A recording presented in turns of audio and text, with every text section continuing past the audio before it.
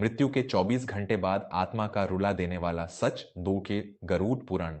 मृत्यु के ठीक 24 घंटे बाद जब एक पिता की आत्मा अपने ही घर वापस लौटी तो उसने अपनी चिता की राख ठंडी होने से पहले ही अपने बेटे और बहू का वह खौफनाक सच देखा जिसने उसकी रूह को भी कंपा दिया।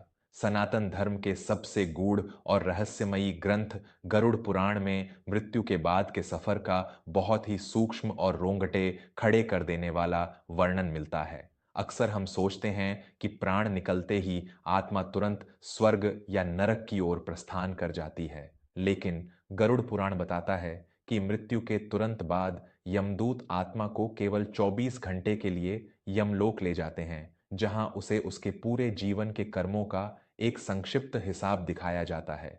इसके ठीक बाद उस आत्मा को वापस उसी घर में लाकर छोड़ दिया जाता है जहां उसने अपना पूरा जीवन बिताया था। ऐसा इसीलिए किया जाता है ताकि आत्मा अपने परिजनों का असली रूप देख सके, उनके मन में छिपे सच को जान सके और इस नश्वर संसार से अपना सारा मोह त्याग कर अपनी आगे की यात्रा के लिए मुक्त हो सके।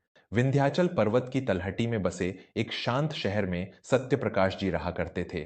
सत्यप्रकाश जी रेलवे विभाग में एक साधारण से क्लर्क थे, लेकिन उनके उसूल और उनका अनुशासन किसी बड़े अधिकारी से कम नहीं था। उन्होंने अपनी पूरी जिंदगी एक एक पाई जोड़कर अपने इकलौते बेटे कमल को उच्च शिक्षा दिलाई थी। सत्यप्रकाश जी और उनकी पत्नी गोमती का जीवन बस उनके बेटे कमल के इर्द गिर्द ही घूमता था। सत्यप्रकाश जी की एक बेटी भी थी, वंदना। लेकिन वंदना ने आज से 10 साल पहले अपनी मर्जी से एक साधारण से शिक्षक से विवाह कर लिया था, जो सत्यप्रकाश जी के झूठे सामाजिक अहंकार को ठेस पहुंचा गया। गुस्से में आकर सत्यप्रकाश जी ने अपनी बेटी के लिए अपने घर के दरवाजे हमेशा के लिए बंद कर दिए थे। उन्होंने वंदना का चेहरा तक देखना छोड़ दिया था और अपना पूरा जीवन, अपना सारा स्नेह और अपनी सारी जमा पूंजी केवल अपने बेटे कमल पर न्यौछावर कर दी थी। कमल अब शहर का एक बहुत बड़ा ठेकेदार बन चुका था। उसकी शादी मीनाक्षी नाम की एक अत्यंत चतुर और भौतिकवादी सोच वाली लड़की से हुई थी। सत्य प्रकाश जी को लगता था कि उनका बेटा बुढ़ापे में उनकी लाठी बनेगा, लेकिन नियति का खेल कुछ और ही था। एक शाम दालान में बैठे बैठे सत्य प्रकाश जी को सीने में एक हल्का सा दर्द उठा और जब तक कमल अपनी गाड़ी निकालता, सत्य प्रकाश जी ने गोमती की गोद में ही अपने प्राण त्याग दिए। घर में चीख पुकार मच गई। कमल ने भी दुनिया को दिखाने के लिए बहुत विलाप किया। पूरे विधि विधान से सत्य प्रकाश जी का अंतिम संस्कार किया गया। लेकिन मृत्यु के ठीक 24 घंटे बाद जब सत्यप्रकाश जी की आत्मा को यमदूतों ने वापस उसी घर के आंगन में लाकर छोड़ा, तो आत्मा ने जो देखा वह उसके जीवन भर की तपस्या पर एक तमाचा था। सत्यप्रकाश जी की आत्मा अब किसी को छू नहीं सकती थी, कुछ बोल नहीं सकती थी, केवल देख और सुन सकती थी। आत्मा घर के भीतर गई। उसने देखा कि गोमती अपने पुराने कमरे में जमीन पर बैठी सत्यप्रकाश जी की तस्वीर को सीने से लगाए सुबक रही थी। आत्मा अपनी पत्नी के आंसू पोंछना चाहती थी, लेकिन उसके वाष्प रूपी हाथ गोमती के शरीर के आर पार हो गए। अपनी पत्नी की इस बेबसी को देखकर आत्मा तड़प उठी।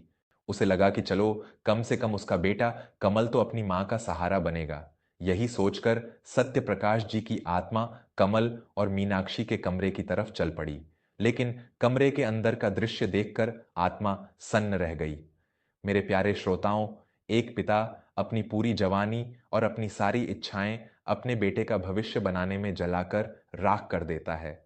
उसे लगता है कि उसका बेटा उसके बुढ़ापे का सहारा है।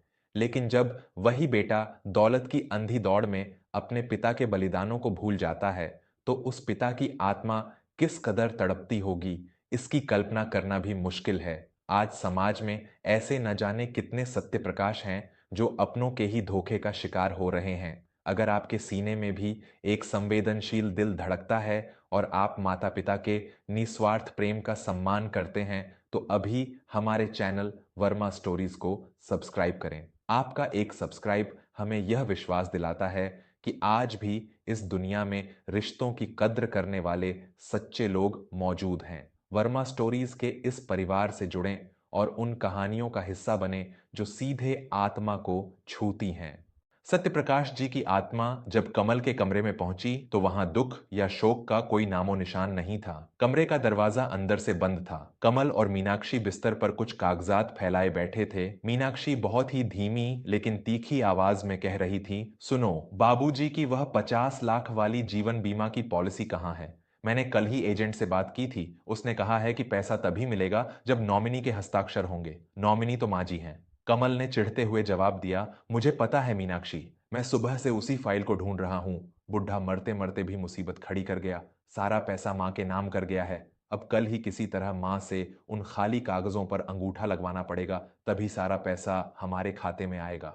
मीनाक्षी ने अपनी आंखें तरेरते हुए कहा, हाँ, और एक बात कान खोलकर सुन लो, जैसे ही पैसे हमारे खाते में आएंगे हम माँ जी को उस वृद्धाश्रम में छोड़कर आएंगे जिसकी बात हमने पिछले महीने की थी। मैं इस घर में उस बुढ़िया के ताने और उनकी ये पुरानी बीमारियां बर्दाश्त नहीं कर सकती। अब बाबूजी तो रहे नहीं जो ढाल बनकर खड़े हो जाएंगे। कमल ने बिना किसी झिझक के हामी भरते हुए कहा, तुम चिंता मत करो, मैं सब संभाल लूंगा। बस एक बार वो 50 लाख रुपए हाथ आ जाएं, फिर मैं उस वृद्धाश्रम वाले को कुछ पैसे देकर माँ को हमेशा के लिए वहीं छोड़ आऊंगा। हमें अपना नया घर भी तो खरीदना है। यह सुनकर सत्यप्रकाश जी की आत्मा फफक फफक कर रो पड़ी। गरुड़ पुराण कहता है कि आत्मा को सबसे ज्यादा पीड़ा तब होती है जब उसके अपने ही उसके पीठ पीछे उसके विश्वास का कत्ल करते हैं। सत्य प्रकाश जी को अपने हर उस फैसले पर पछतावा होने लगा जब उन्होंने कमल की महंगी फरमाइशें पूरी करने के लिए अपनी बीमार पत्नी की दवाइयों के पैसे काटे थे। उन्हें याद आया कि कैसे उन्होंने इस पाखंडी बेटे के लिए अपनी उस फूल सी बेटी वंदना को घर से निकाल दिया था, जो शायद गरीब थी लेकिन जिसके दिल में अपने पिता के लिए सच्चा प्रेम था। सत्यप्रकाश जी की आत्मा उस कमरे में चीख रही थी, अपने बेटे को धिक्कार रही थी, लेकिन उनकी आवाज सुनने वाला वहां कोई नहीं था। वह केवल पश्चाताप की अग्नि में जल रहे थे। दोस्तों, जब एक औलाद दौलत के तराजू में अपने जन्म देने वाले माता पिता को तौलने लगती है, तो वह घर उसी दिन श्मशान बन जाता है। हमारी संस्कृति हमें सिखाती है कि माता पिता के चरणों में ही चारों धाम हैं, लेकिन आज का इंसान चंद कागज के टुकड़ों के लिए उन्हीं चरणों को घर से बाहर निकाल देता है। बेटियों को अक्सर पराया धन कहा जाता है, लेकिन वही बेटियां वक्त आने पर जो अपनापन दिखाती हैं, वह कई बार बेटों के बस की बात नहीं होती। अगर आप भी मानते हैं कि बेटा हो या बेटी, असली धन वही है जो माता पिता का सम्मान करे, तो बिना संकोच किए वर्मा स्टोरीज को अभी सब्सक्राइब करें। आपका जुड़ना हमारे लिए सिर्फ एक संख्या नहीं, बल्कि एक सच्चे विचार का समर्थन है। इस मार्मिक सफर में वर्मा स्टोरीज को सब्सक्राइब करके हमारे साथी बने। अगली सुबह हुई। घर में शोक सभा का आयोजन था। रिश्तेदार आ जा रहे थे। सत्यप्रकाश जी की आत्मा घर के दालान में खड़ी सब देख रही थी। कमल बहुत ही शातिर तरीके से कुछ वकीलों के कागज लेकर गोमती के पास आया। गोमती जमीन पर बैठी रो रही थी। कमल ने झूठी हमदर्दी दिखाते हुए कहा, मां, बाबूजी के जाने के बाद हमारे व्यापार पर बहुत असर पड़ा है। बैंक वाले कुछ कर्ज वापस मांग रहे हैं। मुझे तुम्हारी मदद चाहिए मां। इन कागजों पर अपना अंगूठा लगा दो ताकि मैं बाबूजी की पेंशन और बीमा के पैसों से कर्ज चुका सकूं। तुम मुझ पर भरोसा तो करती हो ना मां? गोमती, जो अपने दुख में सुध बुद्ध खो बैठी थी, उसने कांपते हाथों से अंगूठा लगाने के लिए स्याही की डिब्बी की तरफ हाथ बढ़ाया। मीनाक्षी पीछे खड़ी मन ही मन मुस्कुरा रही थी। सत्यप्रकाश जी की आत्मा गोमती के सामने खड़ी होकर चीख रही थी कि मत लगाओ अंगूठा, ये तुम्हें घर से निकाल देंगे। लेकिन गोमती कुछ नहीं सुन पा रही थी। तभी अचानक घर के मुख्य दरवाजे पर एक जोर की आवाज हुई, रुक जाओ मां। सबने मुड़कर देखा। दरवाजे पर वंदना खड़ी थी। 10 साल बाद वह उस घर की दहलीज पर आई थी जिससे उसे धक्के मारकर निकाला गया था।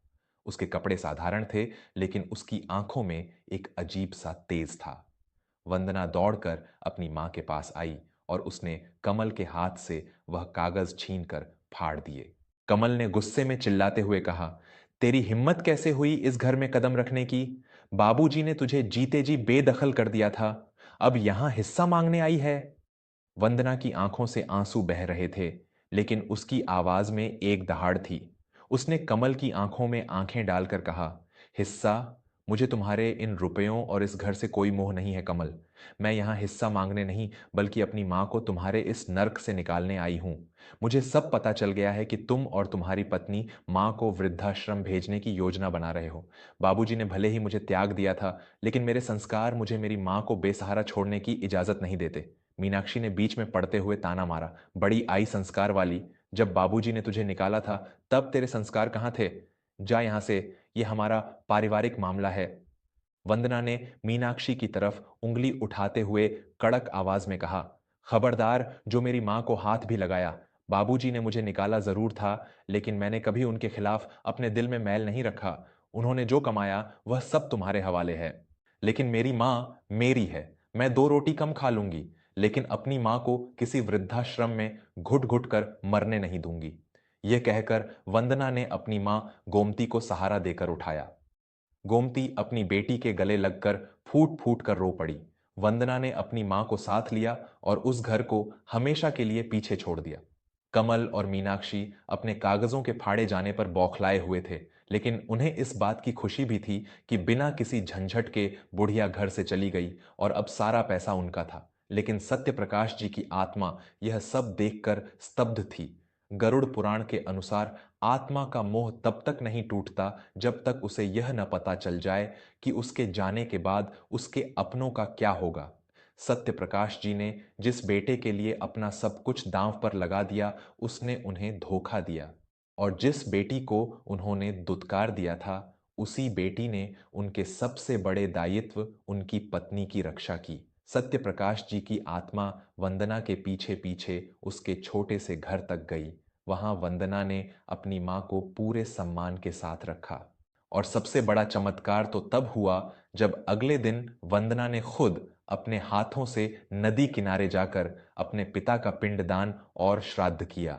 शास्त्रों में भले ही पुत्र के हाथों तर्पण को प्राथमिकता दी गई हो, लेकिन जब एक बेटी निस्वार्थ भाव से बिना किसी लालच के अपने पिता की आत्मा की शांति के लिए जल अर्पण करती है, तो ईश्वर भी उस तर्पण को स्वीकार करते हैं। जैसे ही वंदना के हाथों से तर्पण का जल गिरा, सत्य प्रकाश जी की आत्मा को वो असीम तृप्ति और शांति मिली जो कमल के दिखावे के अंतिम संस्कार से नहीं मिली थी। आत्मा ने रोते हुए अपनी बेटी के सिर पर हाथ रखा। वंदना को एक पल के लिए हवा के एक गर्म झोंके का एहसास हुआ, मानो उसके पिता उससे क्षमा मांग रहे हों। सत्य प्रकाश जी की आत्मा ने अपने सारे मोह, सारा पश्चाताप और सारा दुख वहीं छोड़ दिया। अब वह पूरी तरह से मुक्त थी। उनके चेहरे पर एक अलौकिक तेज छा गया और आत्मा परम प्रकाश की ओर अपनी अंतिम यात्रा पर निकल पड़ी।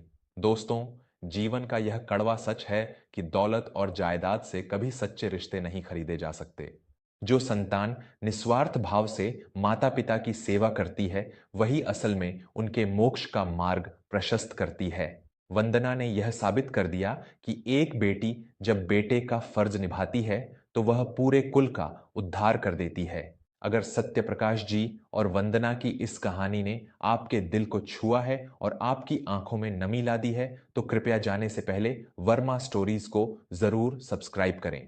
आपका एक सब्सक्राइब हमें ऐसी ही मार्मिक, सत्य और धर्म पर आधारित कहानियां आप तक पहुंचाने की शक्ति देता है।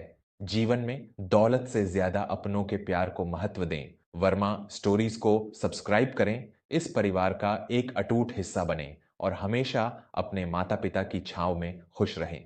धन्यवाद।